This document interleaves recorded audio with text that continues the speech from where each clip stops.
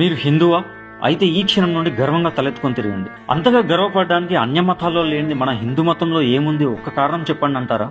1000 కారణాలు చెప్పొచ్చు. కానీ మహాకుంభమేళాలో జరిగిన ఒక్క మహాద్భుతం చాలు హిందూ ధర్మ ఔన్నత్యం గురించి చెప్పడానికి. మహాకుంభమేళాని గత 45 రోజులు 65 కోట్ల మంది హిందువులు సందర్శించారు. అయితే కొందరు మహాకుంభలో మురికి, చెత్త, అపరిశుభ్రతను చూశారు. మరికొందరు రోడ్లపై ఆటంకాలు, ట్రాఫిక్ జామ్లు, అక్కడక్కడ జరిగిన కొన్ని దురదృష్టవశాత్తు మరణాలు మాత్రమే చూశారు. కొంతమంది మహాకుంభలో ఆధ్యాత్మికతను, దైవత్వాన్ని చూశారు. కొంతమంది తమ తల్లిదండ్రులను, తమ కలలను నెరవేర్చుకోవడం చూశారు. కానీ ఎవరు చూడని విషయాలు ఏంటంటే 65 కోట్ల మంది హిందువులు మహాకుంభ సందర్శించినా వారిలో ఏ ఒక్కరు కూడా ఎవరి జ్యూస్లోనో, రోటీలోనో, టీలోనో ఉమ్మివేయడం చూడలేదు. 65 కోట్ల మంది హిందువుల్లో ఒక్కరు కూడా ఇతర మతాల ఉనికిని సవాల్ చేస్తూ నినాదాలు చేసి ఊచకోతకు పిలుపునివ్వడం ఎవరూ చూడలేదు. 65 కోట్ల మంది హిందువుల్లో ఒక్కరు కూడా రోడ్లపై, బస్సుల్లో, రైళ్లలో, రైల్వే స్టేషన్లో, ఎయిర్పోర్ట్లలో ప్రార్థనలు చేసి ఇతరులకు ఇబ్బంది కలిగించడం ఎవరూ చూడలేదు.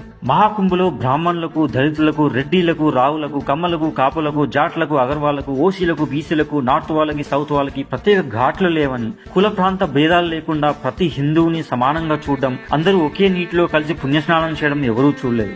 65 కోట్ల మంది హిందువులు ఒక్కరు కూడా ఆకలితో లేదా దారి తప్పినట్లు గానీ ఎవరు చూడలేదు, వినలేదు. కోట్ల మంది హిందువులు ఒక చోటు చేరినప్పటికీ అజాన్ లేదా మాస్ సమయంలో ఇతర మతాలను కించపరుస్తూ నినాదాలు కానీ, వారి ప్రార్థనా స్థలాలు అయిన చర్చిలు, మసీదులపై రాళ్లు రువ్వడం కానీ ఎవరు చూడలేదు, వినలేదు. 65 కోట్ల మంది హిందువులు ఒక్కరు కూడా ఒక అన్య మతస్థున్నో, ఒక విదేశీయున్నో మతం మార్చడానికి ప్రయత్నించడం లేదా ఇతరుల భూములపై, ఆస్తులపై, ప్రార్థనా మందిరాలపై హక్కును పొందాలని ప్రయత్నించడం ఎవరూ చూడలేదు. ఇది మన హిందూ ధర్మ గొప్పతనం. నేను హిందువుని అని తొడగొట్టి మీసం వేలేసి గర్వంగా తలెత్తుకొని తిరగడానికి ఇంతకన్నా కారణం ఏం కావాలి? ఇప్పుడు మీకు మాత్రమే సొంతమైన ఈ గర్వాన్ని, మీలో రగులుతున్న పౌరుషాన్ని, మన హిందూ ధర్మ గొప్పతనాన్ని మీ తోటి హిందూ అన్నదమ్ములతో, అక్క చెల్లెలతో పంచుకోండి. Please like, share and subscribe. జై హింద్, జై హిందూ.